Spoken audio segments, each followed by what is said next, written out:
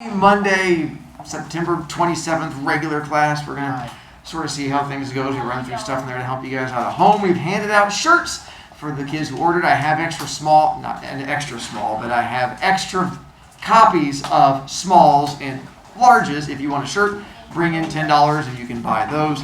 I believe we're going to get another round to buy them at some point, but we're not there yet. Missed homework, covered that one as far as if you're missing the homework, it costs you points. We'll talk about it in a moment. The hat thing, it did get you these things called house points, which we're going to talk about at the end of class today. Tomorrow's is college day. Wait, can you wear any college or is this? So as far as college day goes, I don't think you can wear hats. I think the grumpy teachers will yell at you if you do. If you feel like being rebellious, you're welcome to wear a college hat and then try to play it off, especially if you're good at doing like the little like innocent child blinky face. You can try and pull off innocent child blinky face and see if they'll let you wear a college hat, but I know a lot of teachers won't. For my class, if you bring the hat and just wear it in here, I could care less. I can still at least give you the points for wearing college-y things. Otherwise, it's shirt or hoodie or something like that. Has to be something connected to a college in some way to try and help you out. Is it any college or is it just any? I think it's any college. As long as college. it's a college-y college. Wisconsin. That's fine. That's a college. Yeah. It says gear, so you technically can wear a hat because it says gear. It doesn't say shirt or pants, and it doesn't say you can't wear a hat. I'm telling you, you do whatever argument you want. But I'm saying that's why it's a separate hat day. Whatever, teach. For the Spirit Day, if you got a shirt, you can wear the shirt. Like for Mason, I'll give you credit because you bought a shirt, so even though I didn't get a chance to hand it to you, you'll get credit for having the shirt on that day. The others of you have to actually wear your shirt on that day to get points for it. If you're part of a team, whether it be like tennis or cross country, and you have a shirt and you wear that on Wednesday, that counts also because that counts the things. Same thing with like football or something along those lines. If you have bought any of the spearwear we have here, that would count. If you've not bought a thing yet, that's fine. It just means you have to wear solid red and solid black. So it has to be a red and black outfit of some kind. What Sierra is wearing would count because that is a solid red. Yeah. If it is a red bandana, it would not be enough. It has to be, now if you wore that along with the black shirt, that would be something. Then it has to be where you look like you are setting yourself up for wearing red and black, not I accidentally happen to wear a thing. Greg. Okay, so I'm on the tennis team, but do I get points from being on there? He got points, which is almost the same thing. And then Thursday, same thing except with yellow. If you don't have yellow, then you're probably not wearing yellow. As simple as that. But you're going to need a yellow shirt on some kind of get. Again, bandanas, not enough. You're going to have to. Actually, if you tell me ahead of time, the day before, that you're going to wear red for Wednesday, and if you tell me on Wednesday that you're going to wear yellow for the bandana, since you wear the bandana, I'll count that one for you. But that means you have to remember to tell me the day before. If you don't remember, then I get to be meaner to you. And then Friday, the twin day, again, you have to dress as identical as possible to somebody else. Make sure I can see picture of other person. And I had kids ask, can I wear gym uniform on Wednesday? And the answer is, yeah, actually you can. That'd be a really easy thing to do. If you just want to wear your gym uniform on Wednesday, that would count. Or just the gym shirt, that would even count too. And technically, you can do it on that day and on Friday if you have someone else who wears the gym uniform. That would also count towards your twinning day. Bella?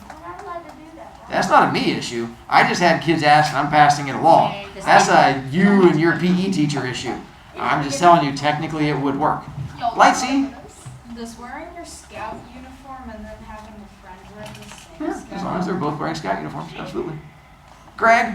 No. Can't speak. Yo, what's Sorry. Okay, for like the lunch things, does it matter if we wear that for Spirit Day because it's basically from the school? The lunch. The lunch, the bar clothes thing. Or like ID cards. Basically, or ID. No, but a good try. I like your thinking on that. Took me a second. Mason? For twin day, does it have to be someone in the school or can it be? He said as long as you take a picture. That's the point. So are they, where are they being? Like a sibling that goes to a different school? Yeah. I guess. If you take a picture of it with them in the morning, sure, I'll count that. We're trying. I'm twin as my dog. Max? Regarding with the 20 No pets in school. Parsu? Like for Wednesday, can you just wear like the same socks for background? Yum. Bella? I bet you right now, Mason was gonna like look at somebody who was walking on the sidewalk before he went to school and then film them. Take a photo. I do that. So for those of you missing Boy World, I understand that there were issues on Thursday with the technology. And so I put it onto my website, and I understand that some people still could not access it on website. So Friday afternoon, I uploaded it to the Canvas page. So where you have the Canvas homework, there is a copy of the video for you to be able to play. So if you've not done the Boy World homework, there is a copy on there for you to go back and watch. You can go clicky, clicky, watchy, watchy. If it's not turned in by tomorrow, then you stand during class tomorrow. You will not be able to work on it during class tomorrow because we're working on a different thing. So it just means you're going to have to stand during class and have to work. At some point, you're going to have to watch it on your own. Good news is we have best tomorrow, so you could always do it during best tomorrow. That'd be another option for you. But as far as watching the video, it is on there, and then you can just go clicky, clicky, watchy, watchy from there. Mina? For the FJH Spirit Day, can you just yell Charger Pride, Charger Pride, Charger Pride all the way through school? That kind of thing. So as far as IXL goes, 2 weeks ago, I told you that I'm only going to do an IXL about every 2 weeks, and that was 2 weeks ago, which means this is your next IXL. So I'm officially assigning IXL. It's not, well, one, it's not due till Friday at midnight, so you have the week to get it done. It connects to theme of a story, which a lot of you guys seem to be doing pretty well with.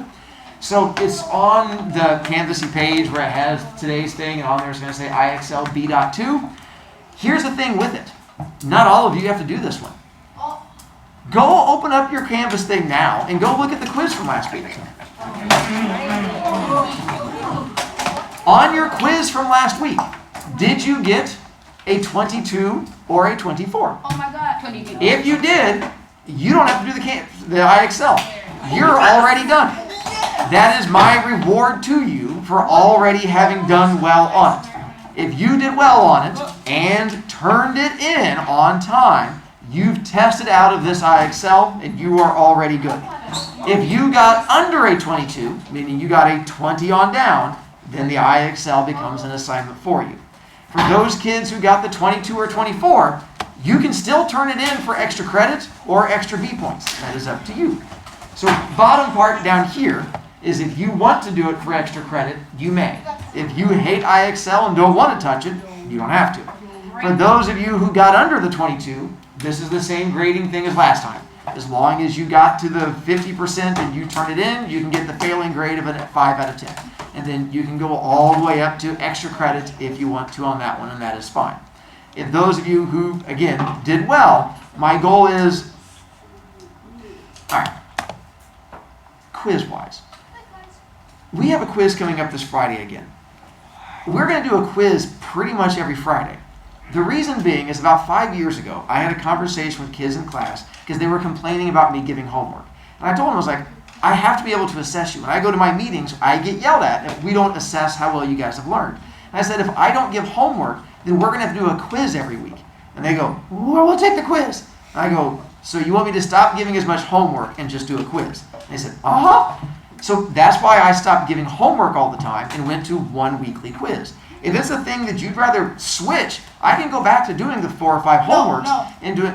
And that seems to be the general thing that kids agree on, which I'm like, okay, that's fine. But part of my issue is I also get graded on you guys improving on the quizzes. And so that becomes part of me trying to figure out, why do you guys not do well on the quiz? Is it because you didn't read story? Is it because you didn't understand story? Are the questions too tough? That's why I go over the quiz with you to find out, why did you not do well on it? And if it's just I hate taking quizzes, I respect that. Unfortunately, I can't make it stop, but I respect it. If it's not understanding stories, then I can try to help you in some way. So the letting you guys test out of the IXL, that's the thing I'm going to start trying to find a way to do. Those of you who put time into my quizzes and go through and read the stories ahead of time, I'm going to try and be nice to you in some way. And I figured part of it is with the IXL. If you're showing me that you're taking time on my quizzes, then I'll let you get out of the IXL. So if that's the thing, that this is my experimenting thing, and if it helps kids do better, that's fine with me. And I'm just trying to find ways to help you guys out in some way. So that's the getting out of it was not trying to punish kids as much as trying to just be nice to those kids who read ahead of time and stuff like that. So I was trying to find a way to be nice.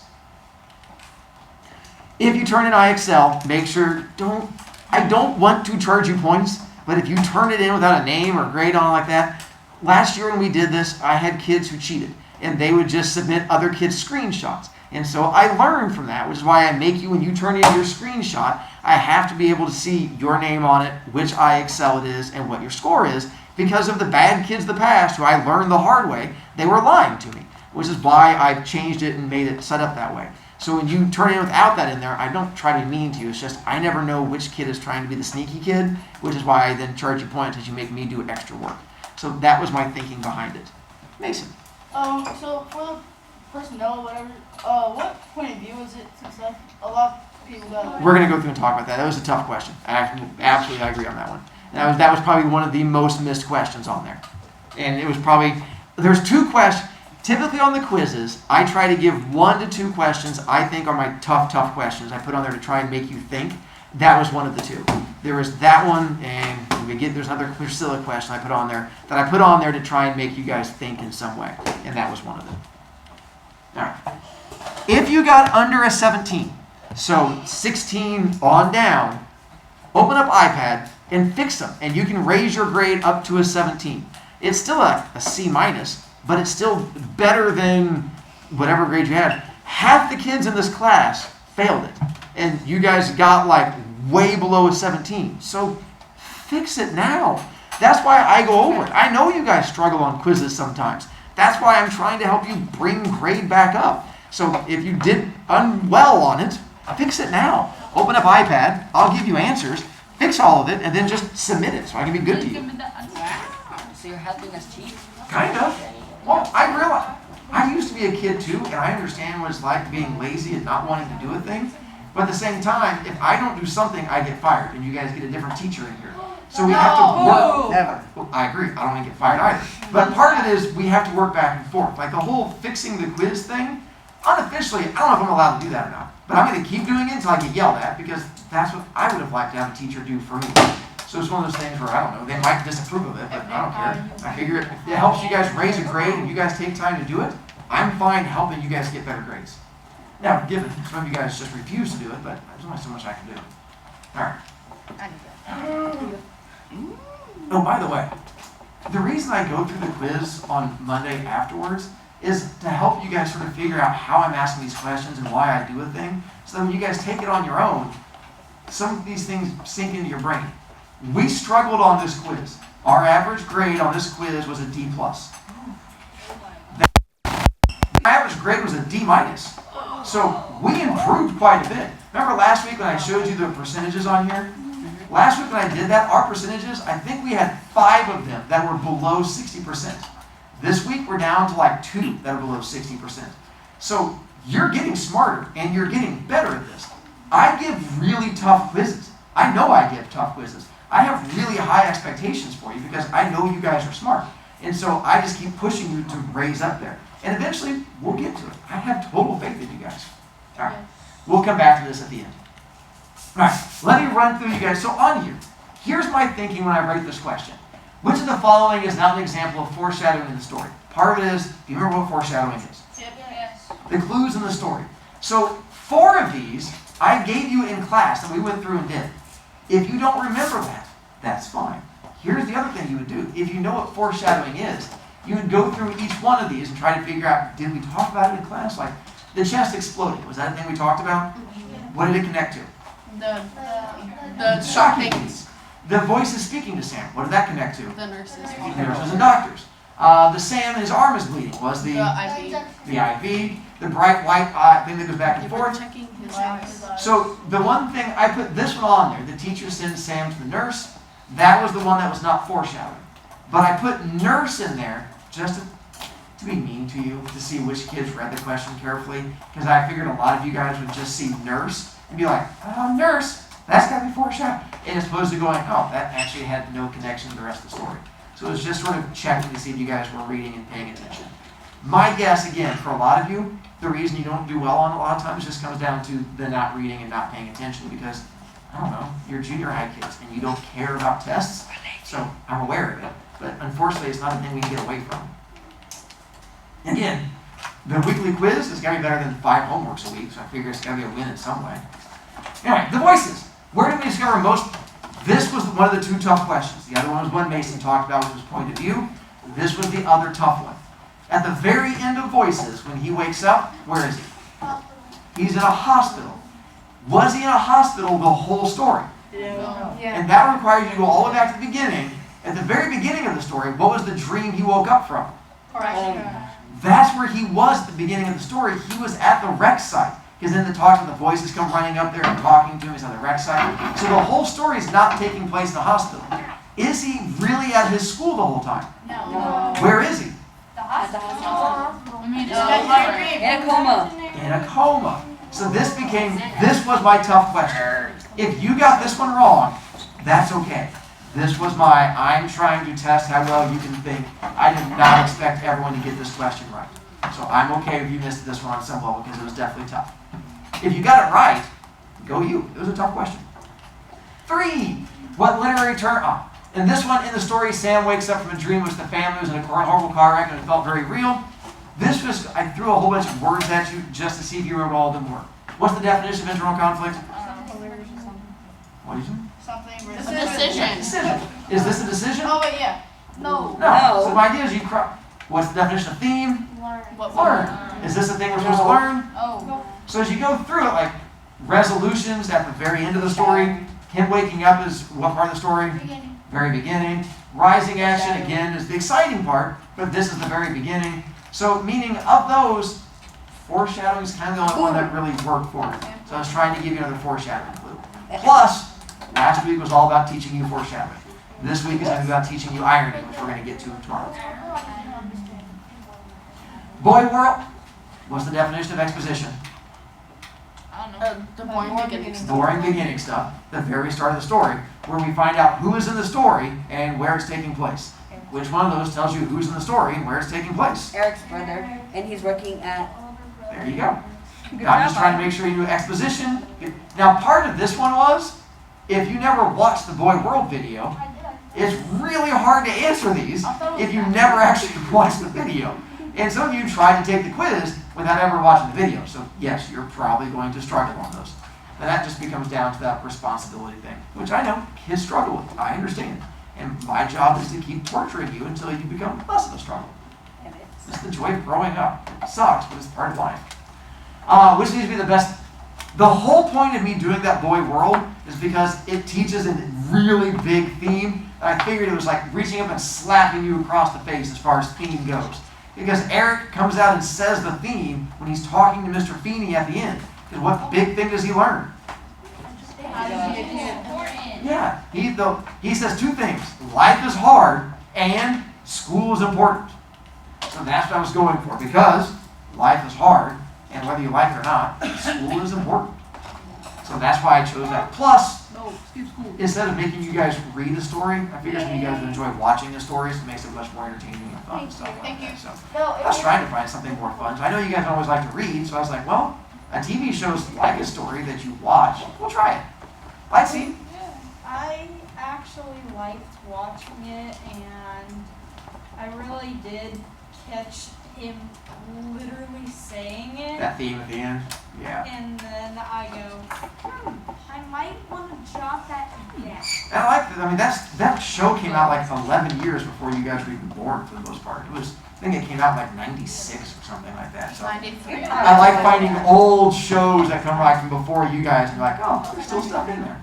From Boy World, internal conflict. What's the definition of internal conflict? Decision in the story. What is Eric's big decision he makes throughout the whole story? Go to school or be at the end of the Perfect. There you go. To stay in school or whether he should drop out in some way. So it just came again. Did you watch video and see the fact that the whole time he was trying to make that decision?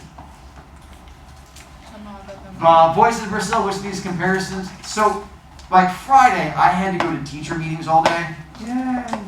Part of it is, this is what they keep wanting us to push on you guys. Comparing 2 texts. They're like, kids are dumb in this area. You have to keep making. So that's why I'm putting these on there, is they keep telling us, English teacher-wise, we have to make you compare 2 stories together.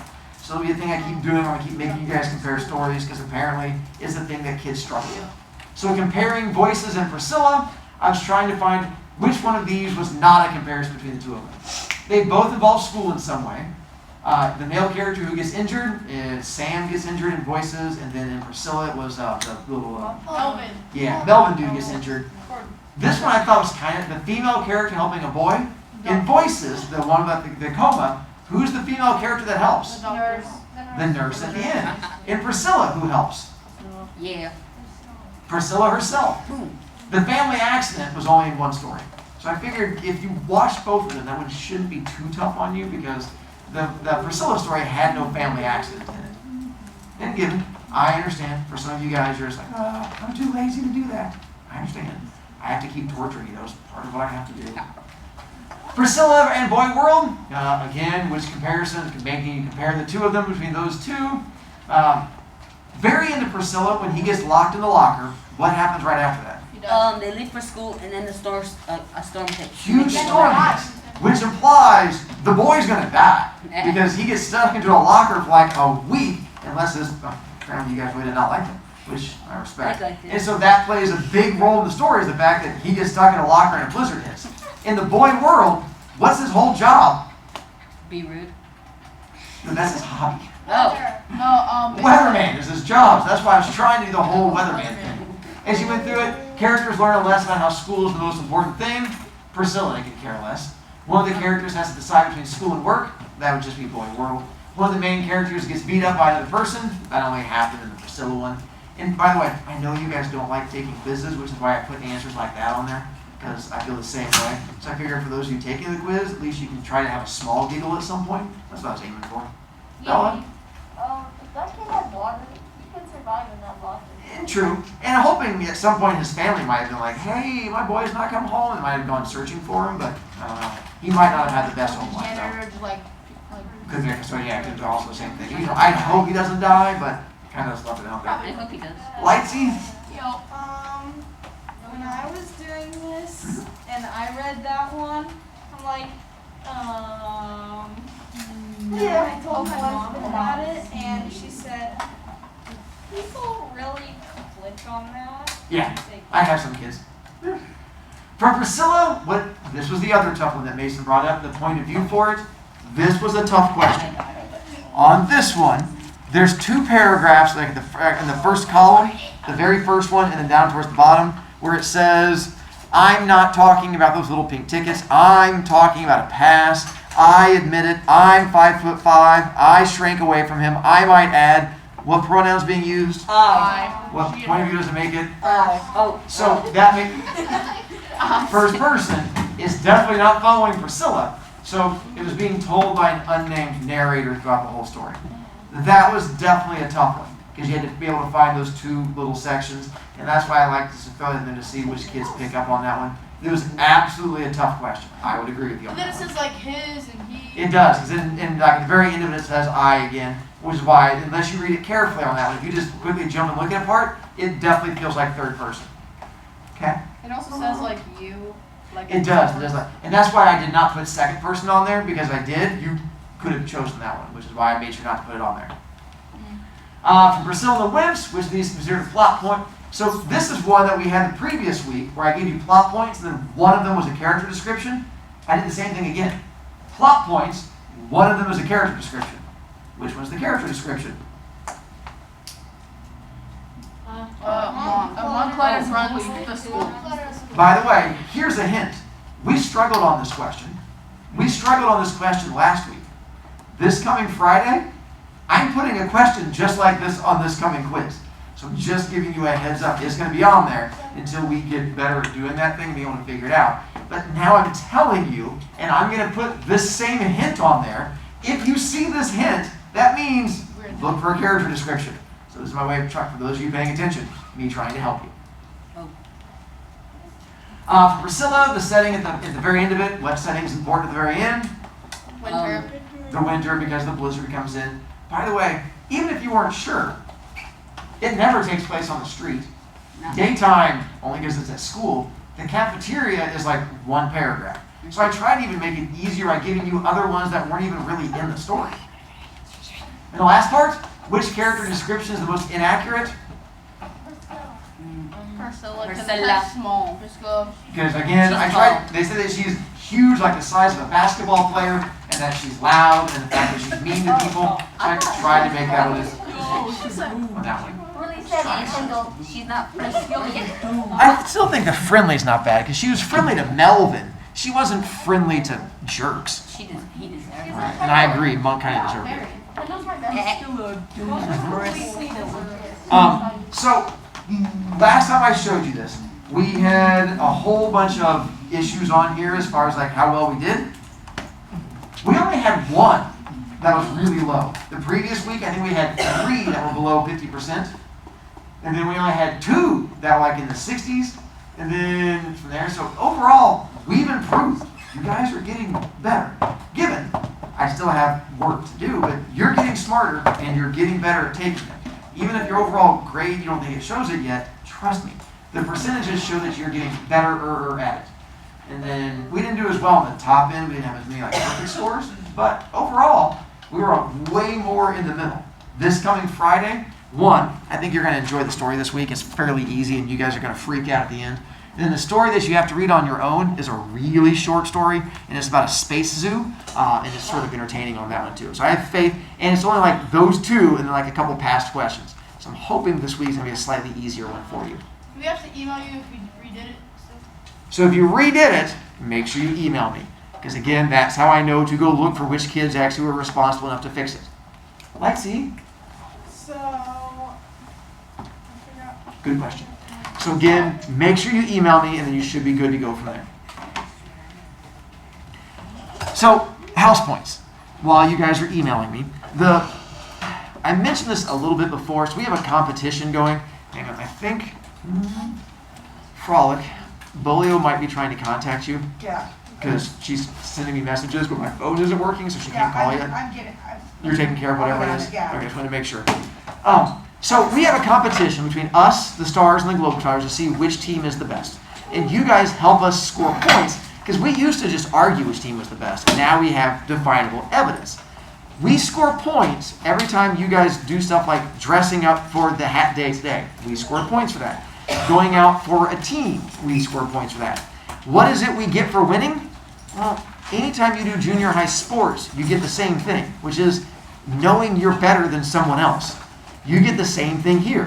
When we win this at the end of the year, and I want to win this year because I like you guys, and we've not won for a couple of years because the other kids not as good as you. At the end of the year, we get to be better than the Globetrotters and Stars. When you guys go into 8th grade, you get to keep bragging. You get to go, oh, what team were you on? Globetrotter? Oh, 3rd place. I'm sorry.